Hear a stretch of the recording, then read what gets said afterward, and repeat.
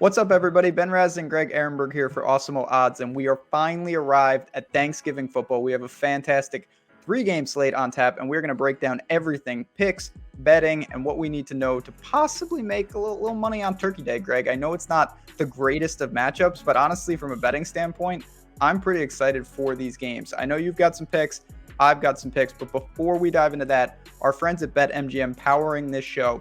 In the description of this video is the link. You want to click on that and deposit $10 or more.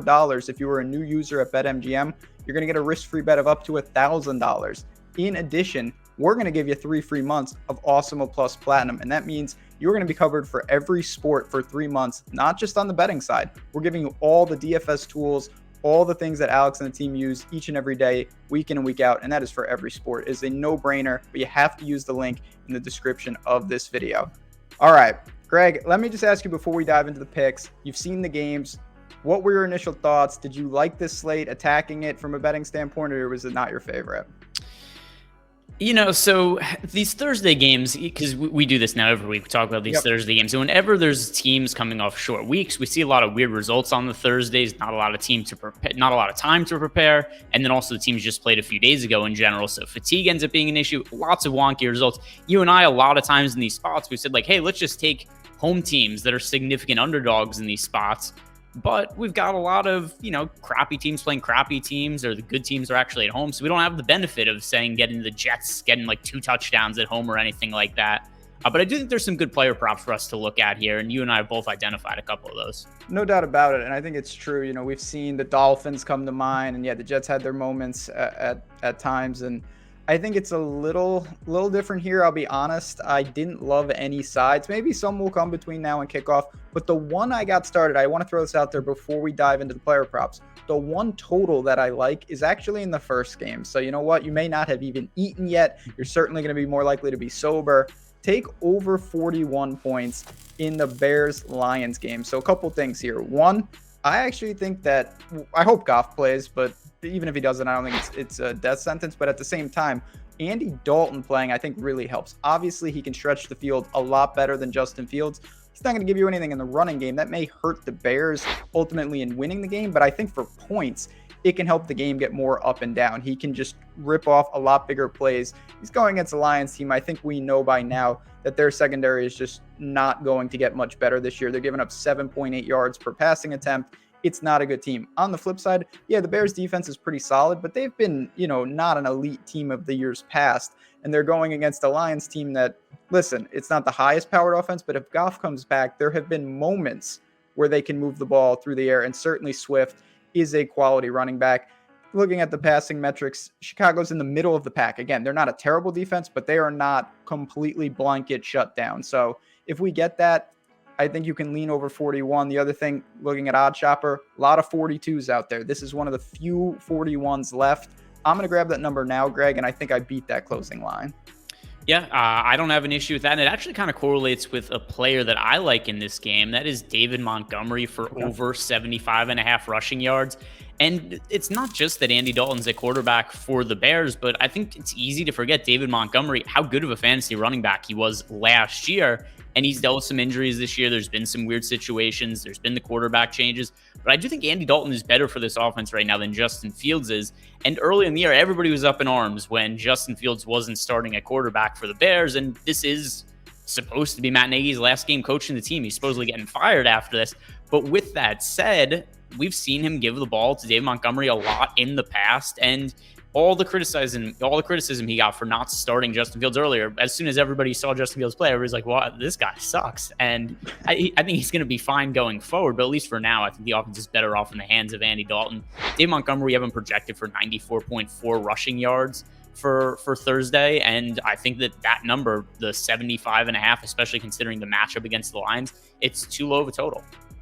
I get it, and obviously when you've got Fields back there, and we see this in Philly a little bit, certainly in Arizona at times. Kyler hasn't run nearly as much. I mean, he's hurt now, but clearly when Fields is out there, you worry, okay, is David Montgomery going to lose a couple of carries because Fields keeps it on an option read? Well, you don't have to worry about that with Andy Dalton. Obviously, Montgomery is going to consolidate this backfield. The Bears are a slight favorite. They could easily be playing from ahead, no doubt about it. And if that's the case, I think volume-wise, you're going to get there. Efficiency-wise, who knows? But you've got the right matchup. And I certainly lean over before I would short David Montgomery in this spot.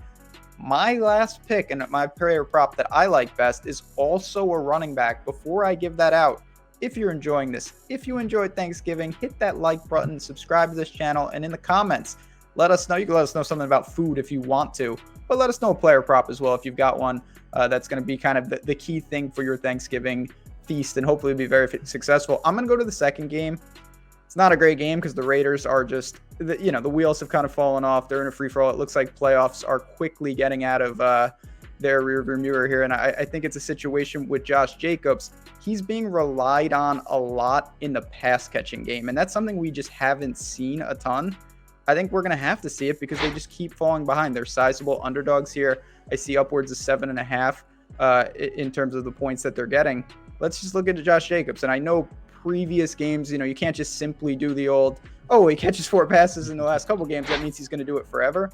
But I don't see the game script changing that much. They've been blown out by Kansas City and Cincinnati in those games.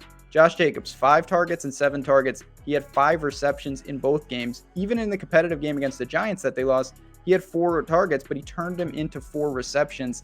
They're such highly convertible targets, Greg. I think that if he gets 4 or 5 looks, he's going to go over 3.5 receptions. The other thing I like about this, it's plus 120. So I am a dog in this situation. I'm going to get better than 1-to-1 on my money. And I just think with the situation, Carr threw to the wide receiver 6 times in the last game. I mean, that's just ridiculous. I know Waller's there. I think Josh Jacobs, once again, is a busy player in the passing game. I'm going to continue to bet this until something changes. Over 3.5 at plus 120. Yeah, and then we also got Jalen Richard is questionable to play. He was limited in practice yesterday, so I forgot about that guy. Yeah, if he's not there, that's more reason to think Josh Jacobs should be involved in the passing game. Absolutely. Again, I think, the Raiders, obviously, we all know it's been a ridiculous season for them in so many ways. But I think the players that remain, it's really a tough situation for them offensively. If they fall behind with Dallas, I think guys like Jacobs have to be real busy. Anything you want to say? I know this is kind of, we've got our 3 up, 3 down, but anything else you want to say on this slate before we duck on out of here? Just the general note on the Buffalo Bills, because I was ready to bet against them for Thanksgiving. Okay. And it's kind of weird just because if you look at the futures odds, like Josh Allen's a favorite to an MVP at sportsbooks. That's ridiculous to me. The Bills are still one of the favorites to win the Super Bowl, even though they have 1 win this year against a team with a 500 record, and they might not even win the division over the Patriots. So I'm a little confused on the futures outlook of the Bills, which then makes me think like, all right, the Bills are just going to be overrated on a week-to-week basis. But then it's a fairly tight spread, them against the Saints, only 4.5-point favorites. And we know the Saints are starting Trevor Siemian at quarterback. So I would have thought like, oh, okay, maybe we'll get the Saints like plus 7.5 or something in this game, which isn't the case. Just kind of conflicting information where the Bills are narrow favorites against the team missing their starting quarterback, yet are still one of the favorites to win the Super Bowl. Yeah, so a situation like that, I think if you wanted to bet the Bills, you missed it. If you want to bet the Saints, wait. It's creeped up to 6.5 at a lot of places. It's 5.5. So clearly the Bills are taking the money right now. I think that's something you always really want to be kind of planning out. Okay, if you like the Saints and you see that the number's getting better, don't rush. Don't run to the window. Wait, maybe you get 7. And to me, if it gets to 7, I would bet New Orleans. If it doesn't, I'm not going to end up betting this game. I would probably take the Bills if I had to. But I think it's a really good point you brought up about how sometimes the puzzle pieces don't add up. And that sometimes equates to either stay away or waiting till we get more information. But there you have it. You've got a side. You've got 2 props for you. You got everything in between. Stay tuned, of course, for more Awesemo Odds content. And, of course, we're going to have you covered for all things Thanksgiving. Enjoy the holidays, everyone. Obviously, everyone be safe and have a great time. For me, for Greg, for Awesemo, we'll talk to you guys soon.